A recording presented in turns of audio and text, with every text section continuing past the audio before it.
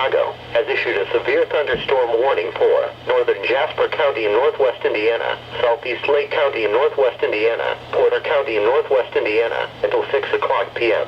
At 5:13 p.m., severe thunderstorms were located along the line extending from Burns Harbor to Lincoln Hills to Hebron, and moving east at 25 miles per hour. Hazard, 60 miles per hour wind gusts. Source, radar indicated. Impact, expect damage to roofs, siding and trees. Severe thunderstorms will be near Porter and Valparaiso around 5:20 p.m.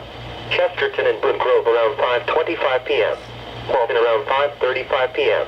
Kelps around 5:40 p.m. Dunsbridge around 5:50 p.m.